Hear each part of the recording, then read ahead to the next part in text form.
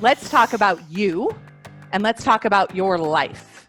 When you separate you from the world, you are 100% worthy.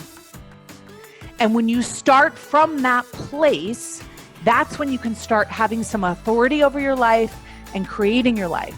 Because most of us are trying to manipulate our lives so we can be worthy. So stop trying to compensate for something that you're lacking, because you're not lacking anything. Your future is your property.